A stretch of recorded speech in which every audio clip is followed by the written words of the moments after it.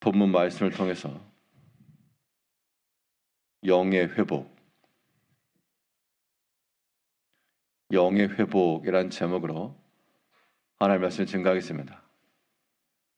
이 사람은 영과 육의 합일이므로 우리의 영이 있고 또 육이 있어서 육체의 강건함도 필요하고 영의 강함도 필요하고 때로는 육체의 약함과 수고로움이 있는 것처럼 영의 피곤함과 수고로움도 있는데 그러한 때 우리 영혼이 어떻게 회복이 될 것인가?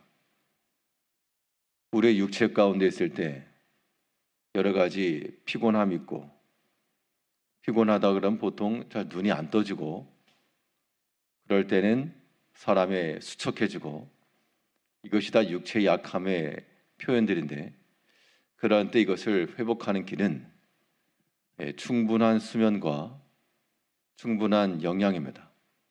이것이 육체의 회복을 가져오는 것처럼 우리 영의 회복에 있어서도 이러한 회복의 근원되는 것들이 우리에게 있어야 되겠는데요. 그러면 우리 영의 회복을 위해 우리에게 필요한 것은 무엇인가? 오늘 본 말씀 통해 살펴보게 되면 먼저는 충분한 회개가 있어야 됩니다. 우리 영의 피곤함이라고 하는 것은 육체와 달리 잠을 못 자서나 다른 것 때문에 피곤함이 아니고 우리 영혼을 피곤케 하는 것은 하나님께 나아가는 것을 가로막는 온갖 종류의 시험이며 죄들이며 이런 것이 우리 영혼을 피곤케 하는 것들입니다. 그런 상황 가운데서 우리가 이겨내려면 죄악된 것을 떨쳐버리기 위해서요. 하나님 앞에 충분한 회개가 이루어질 때 그때 우리 영혼의 회복이 되는 겁니다. 오늘 본문의 내용은 다윗의 노래인데 그의 현 상태가 어떠한가? 굉장히 어렵고 영적으로도 큰 흑암 가운데 있는 상황을 보여주고 있습니다. 본문 1절에서는 여호와여 주의 분노로 나를 책망하지 마시오며 주의 진노로 나를 징계하지 마옵소서. 여호와여 내가 수척하였사오니 내게 은혜를 베푸소서. 여호와여 나의 뼈가 떨리오니 나를 고치소서. 사람이 수척해지고 또 뼈가 떨린다라고 말하고 있습니다. 사람이 수척해지는 건 다 어떠한 원인이 있기 때문일 것이고요. 또 뼈가 떨릴 정도다라고 하는 것은 굉장한 어려움 가운데 처해 있는 것이 분명합니다. 이때 이 다윗이 이런 모둠의 때를 벗어나기 위해서 어떠한 몸부림을 쳤는가?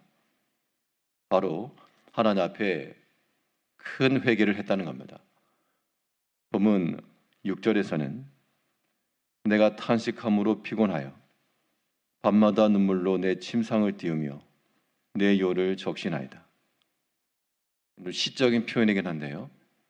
밤마다 눈물로써 침상을 적시고 침상을 띄우고 열을 적시며 그 정도의 눈물이 날 리가 없지만 그러나 하나님 앞에서 이렇게 크게 애통하며 그의 행하였던 모든 것들 가운데 죄의 결과로 이러한 일을 당했다 그러면 그가 바로 회개하는 것이 필요하고 만일 어떤 자책할 만한 것이 없으나 어려움의 때를 당했다 그러면 이는 하나님의 인대의 연단이므로 그 때까지 인내하고 기다려야 됩니다. 본문 3절에서는 여호와여 나의 영혼도 매우 떨리나이다. 여호와여 어느 때까지니이까? 하나님의 인도하심과 회복케 하심을 기다리는 마음인데 그가 밤마다 눈물로 침상을 띄우며 요를 적시며 이건 분명 다윗의 깊은 기도요 또한 깊은 회개의 모습임을 보여주고 있습니다. 진노의 원인을 생각해야 됩니다. 그래서 이 시편 6편의 배경을 다윗이 범죄하였던 바세바의 범죄 사건이랄지 그것과 연관지어서 생각하기도 하는데요. 분명 다윗 자신에게 있는 이 죄의 원이 있다는 겁니다. 그런 것들을 충분히 생각을 하고 그것에 대해서 깊이 통회하며 하나 앞에 회개의 눈물을 흘릴 때 그것이 또한 하나 앞에서 우리의 회복의 길이 될 수 있음을 보여주고 있습니다. 우리는 무엇을 가지고 회개할 것인가? 사람이 어떤 잘못이 있고 악을 행해서만 회개는 아닙니다.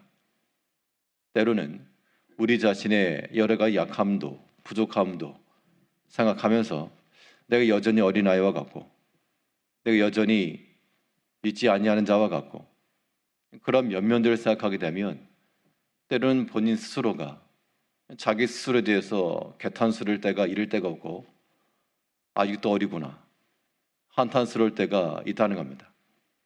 그럴 때마다 하나 앞에 또한 엎드리며 하나 앞에 회개하며 그의 은혜를 구해야 됩니다.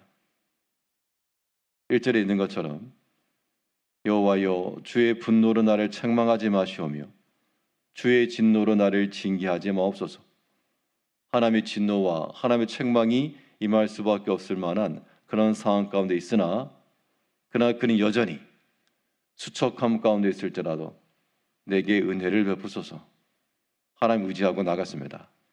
이제 우리의 육체가 회복함에 이르기 위해서 충분한 수면과 휴식이 필요할 때 회복되는 것처럼 우리 영혼도 충분한 회개와 하나 앞에서의 엎드림과 이런 면을 통해서 우리의 모든 마음이 회복함에 이르러야 되겠습니다.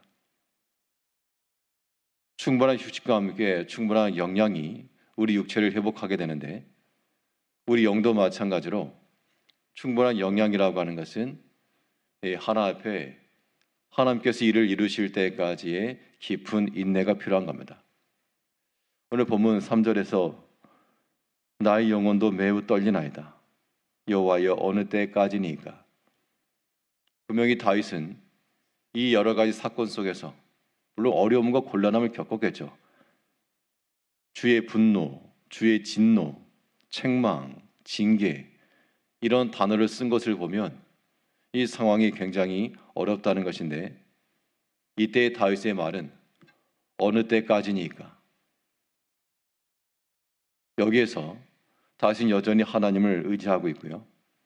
하나님께서 이 때를 지나가게 하시기를 구하고 있는 겁니다. 우리가 어떠한 귀책 사유가 있어서 그러한 어려움의 때를 당한다 그러면 충분한 회개가 필요할 것이고 만약 그럴 만한 것이 없음에도 불구하고 어려움과 곤란한 때를 당할 때는 다 하나님의 인내의 과정인 줄 알고 그 때가 지나기까지 어느 때까지니까 라고 말했지만 이것은 그 때까지 하나 앞에 은혜를 구하며 인내하겠다는 의지로 봐야 됩니다. 충분한 인내라고 하는 것 여전히 소망 가운데 거하시고 소망으로 버티는 거예요. 어떤 재난이 발생해서 건물이 무너지거나 그런 상황 속에 있을 때 그 안에 갇힌 사람들이 어떻게 살아났는가 생존기를 들어보면 아무튼 버틴 겁니다. 무엇을 먹든지 무엇을 마시든지 아무튼 버텨내는 것 그것이 구조의 손길이 이를 때까지 그래서 사는 거죠. 우리가 여러 가지 어려움의 때를 당할 때 충분한 인내로 우리가 지나게 되면 분명 하나님께서 그 때를 지나 우리에게 단련한 양식과도 같이 유익하고 복된 것을 허락하실 줄을 알아야 됩니다. 문제는 그 때가 지나기까지 충분한 인내가 필요한 거예요. 그냥 인내 가지고 안 되고 충분한 인내라고 하는 것은 여전히 소망 가운데 비록 징계가 있고 주의 분노가 있는 그런 상황이요. 본인의 몸은 뼈가 떨리고 수척할 정도로의 괴로움의 때이지만 여전히 소망 중에 은혜의 하나님, 자비로우신 하나님 4절 말씀에 보게 되면 여호와여 돌아와 나의 영혼을 건지시며 주의 사랑으로 나를 구원하소서. 보는 게 다른 거예요. 주의 진노하심과 분노와 책망과 징계함 중에서라도 우리 영혼이 살아나기 위해서는 주의 사랑과 주의 은혜와 진노 중이라도 베푸시는 그의 은총을 기억하며 있는 겁니다. 이제 오늘 하루의 삶 동안에도 우리와 함께 하신 하나님, 우리 육체와 영혼이 약함 가운데 있을 때 회복이 이루어지기 위해서 오늘도 충분한 회개와 충분한 인내로 여전히 소망 중에 여전히 하나님의 은혜를 간구하며 믿음으로 살아가시는 하루가 되시길 바라겠습니다. 기도하겠습니다.